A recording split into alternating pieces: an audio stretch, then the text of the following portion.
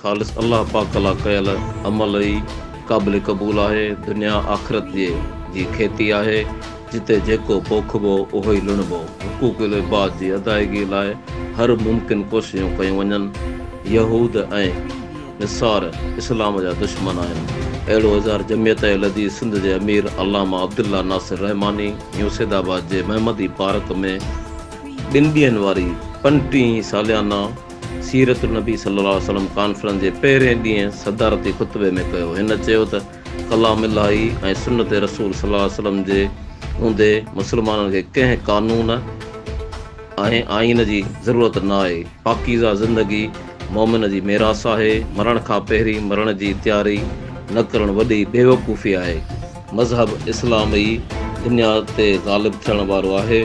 जेको उन ते अमल कंदो उहो ई कामयाबियूं माणींदो। परहेज़गार माण्हुनि जा सभु मसइला गैब मां हल थियनि था ऐं ख़ुदाबंद करीम खेनि रिज़्क़ ऐं मदद फ़राहम कंदो आहे। उहो ई कामयाबियूं माणींदो।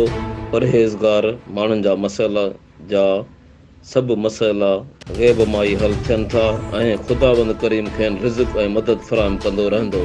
उन मौक़े ते प्रोफेसर मोहम्मद जुमन कुंबर, अल्लामा अब्दुल हफ़ीज़ समू, अहलुल्लाह बुघियो, मौलवी मलूक कीरियो, अब्दुल रहीम कलीम, सईद अहमद शाह, हाफ़िज़ मोहम्मद अमीन, याक़ूब मोहम्मद अफ़ज़ल असरी, अब्दुल समद अरशद अली, अब्दुल रज़ाक मोहम्मद सलीम, मोहम्मद हाशिम कमराणी ऐं ॿियनि आलमनि मुख़्तलिफ़ मौज़ूअ ते ख़िताब कयो। सीरतुल नबी कॉन्फ्रेंस सल्लल्लाहु अलैहि वसल्लम सुभाणे यानी अञा अॼु बि जारी रहंदी।